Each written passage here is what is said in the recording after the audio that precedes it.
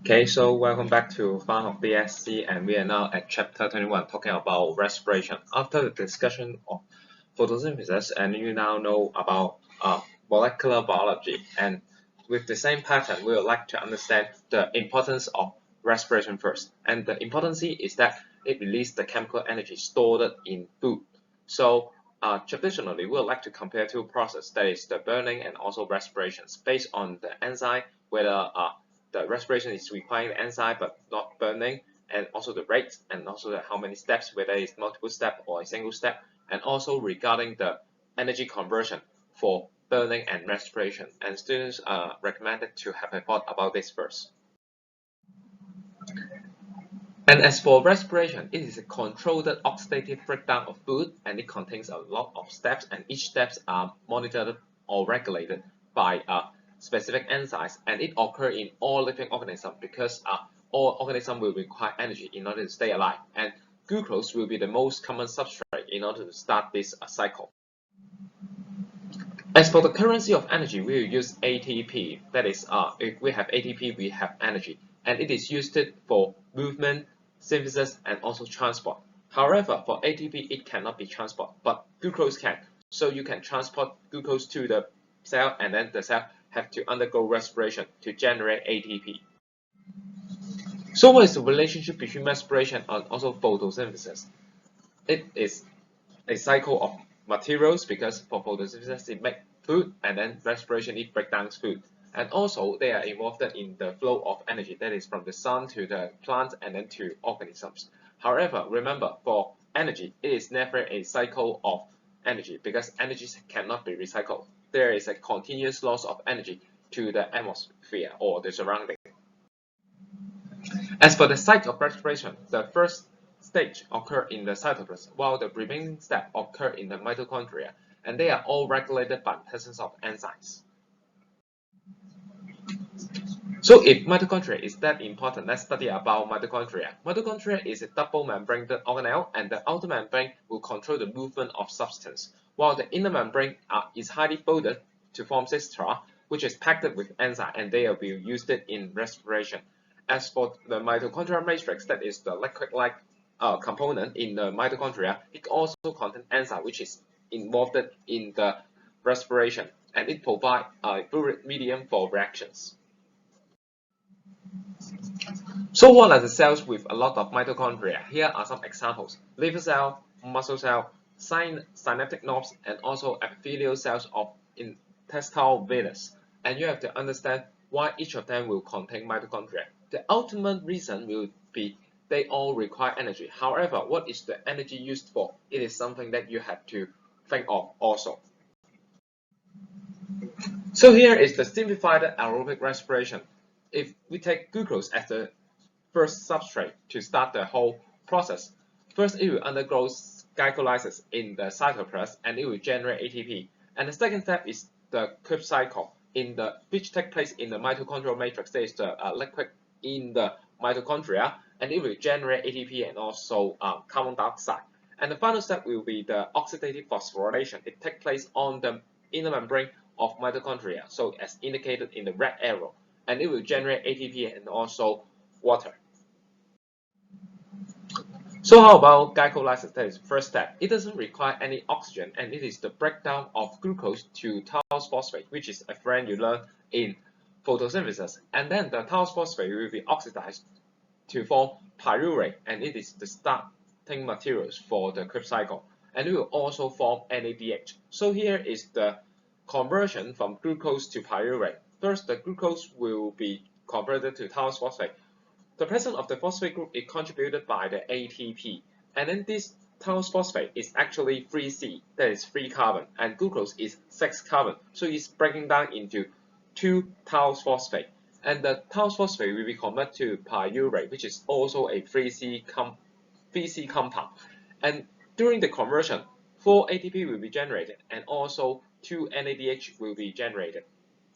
So to simplify the glycolysis is that the glucose is converted to 2 pyruvate, and then there is a net gain of 2 ATP and also 2 NADH. And then from glycolysis to Krebs cycle, there is an initial step should be taken before entering the Krebs cycle. That is, the pyruvate should be first converted to acetyl-CoA with the help of coenzyme A. And during this conversion, pyruvate, which is a 3C compound, is now converted to acetyl-CoA, which is a 2C compound. During the conversion, a carbon dioxide is released during the process, and also NADH is generated. And then the acetyl-CoA will be the input of the Krebs cycle. And then in the Krebs cycle, the acetyl-CoA will combine with the 4C compound and generate a 6C compound, and this 6C compound will then convert it back to the 4C compound, a kind of regeneration. And during this process, 2 carbon dioxide will be released, and also NADH, ATP, and also FADH is generated. And because one glucose is converted to 2 pyruvate, so one glucose in the Krebs cycle will generate 2 pyruvate, 2 acetyl-CoA, which then generate 6 NADH, 2 FADH, and also 2 ATP. And the 2 items with a star, that is NADH and also FADH, will enter the oxidative phosphorylation. As for oxidative phosphorylation, it is the oxidation of NADH and also FADH, which are formed in glycolysis and also Krebs cycle, which means that the NADH and also FADH will be regenerated as the NAD and also FAD. That is, the H is removed. So where is the H is going to? The H is entering to the water. So take this as an example. Here is what happened. So let's count the NADH and also FADH generated. For glycolysis, there are 2 NADH. From pyruvate to acetyl-CoA, there are 2 NADH. From Krebs cycle, 6 NADH is generated, and also in the Krebs cycle, 2 FADH is generated. So per glucose, there will be 10 NADH and also 2 FADH. And each NADH will produce 3 ATP, and each FADH will produce 2 ATP. So how many ATP will be generated overall? So I noticed that there are so many numbers here. If you can't remember it, it's perfectly fine, because in your current curriculum, the number is no longer important. All you have to understand is that in glycolysis, NADH is generated. And also, from the pyruvate to acetyl-CoA, NADH is generated. And in Krebs cycle, NADH, FADH are both generated. And the NADH and FADH will be used to produce ATP. That is what you have to understand. So I used a linear programming, which is a classic example in ICT, to illustrate the ideas. We have the input, process, and output. So the first step is glycolysis. With glucose and 2 ATP, pyruvate, NADH, and also ATP is generated. And there is a net gain of 2 NADH and also 2 ATP, because initially you have to put in 2 ATP to start up the whole process. And with the pyruvate entering the Krebs cycle, it will generate 6 carbon dioxide, 8 NADH, 2 FADH, and also 2 ATP. And the NADH and also the FADH generated will be put into the first step, that is the oxidative phosphorylation.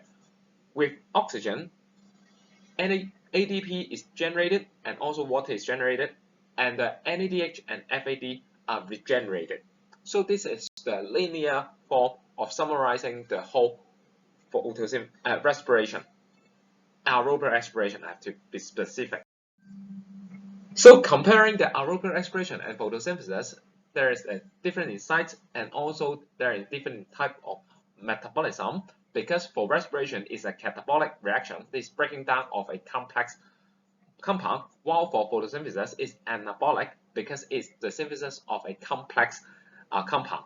And also the energy transform is different, and also the reaction involved in energy transform is different in terms of the activation process and the products form, cyclic process, and also the products form, and also they are all involved in different electron transfer, and ATP is generated. So there are different experiments related to respiration. Traditionally, we are measuring two things, that is the rate of carbon dioxide produced and also the rate of oxygen consumed. So we need a control, and the control is not just to compare the result. Okay, this is a very childish way to answer your question. You have to specifically say what is the control is for. And because all organisms can undergo respiration, so sterilization is required. And sometimes potassium hydroxide is used in the experiment because we want to absorb the carbon dioxide. And also sometimes the lime water is used to check the presence of carbon dioxide. And also in a historical question that is related to HKA level, they are using molecular way to understand. So for those kind of questions, do you have to understand about NADH and also FADH a little bit more regarding the enzyme use. However, it is no longer the core way to exam nowadays. After learning about aerobic respiration, let's learn about anaerobic respiration. It doesn't require oxygen and it occurred in cytoplasm only, and it starts with glycolysis, which is the same as aerobic respiration. And there are two examples. The first example is yeast. Yeast will produce ethanol and also carbon dioxide, and also this process is also known as alcoholic fermentation. So let's have a look in the alcoholic fermentation. So initially we have glucose, and then glucose is converted to pyruvate, which is similar to glycolysis. But now the pyruvate is converted to ethanol, and the NAD is regenerated. And because pyruvate is 3C and also ethanol is 2C, so a carbon should be removed. So carbon dioxide is released. As for human, we will form lactic acid. We will not form alcohol for ourselves. So it mainly takes place in the skeletal muscles, and it serves as an additional source of energy. So remember, when we are having the anaerobic respiration, we are also undergoing aerobic respiration. And the muscle can contract more powerfully in a higher rate as to meet our needs. So similarly, to start with, we have glucose, and then we undergo the glycolysis to have the pyruvate, and now the pyruvate is converted to lactic acid, and also the NAD is regenerated. Because both pyruvate and lactic acids are 3C compounds, so no carbon dioxide should be removed. So after the anaerobic respiration, what is the response in our body? So our body will keep breathe faster after the exercise because more NAD is regenerated in the electron transfer string, and also the NAD is oxidized the lactic acid to pyruvate, which is then converted to acetyl-CoA for entering the Krebs cycle. So you may have a brief idea about how the muscle contraction is done, and you may go to the YouTube and have a look in this video to understand more about lactic acid and also muscle fatigue. So what are the similarities between the aerobic respiration and also anaerobic respiration? They both release energy from oxidative breakdown, and it transfers the energy to the energy carrier, that is the formation of ATP, and they are all controlled by enzymes.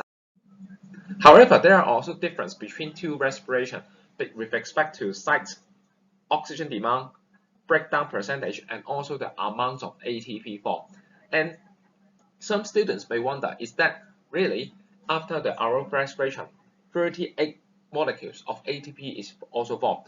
With more research data, it suggests that it is not necessary to be 38 ATP to be exact. So if you are really interested in it, you may have a look in these two papers. I would like to illustrate the idea that science is under continuous changes with additional or new evidence is provided. It is the nature of science. So after this chapter, I hope that your face will change from the above one to the lower one, because you have a better understanding of how the respiration is, and you may understand about this mimi a little bit more. So finally, here is the extract from the HKEA document. So for respiration, we have to understand about the site of respiration, there will be generally two sites. There is the cytoplasm and also the mitochondria. Because the initial step, that is the glycolysis, takes place in the cytoplasm, and it breaks down the glucose into pyruvate. And then in the mitochondria, it contains two steps. The first step is the Krebs cycle, and it will generate NADH and also FADH. And then the NADH and also FADH will be connected to the next step, that is the oxidative phosphorylation, in order to regenerate NAD and also FAD. And during this process, a lot of ADP is formed. And after that, we talk about anaerobic respiration, and we have two examples. First one is yeast, that is the formation of ethanol and also carbon dioxide. And the second one is the formation of lactic acid in human muscle cells. Finally, in your book, there are some industrial applications of anaerobic respiration. And I hope after this video, you will understand respiration much more. Hope to see you guys next time. Bye bye.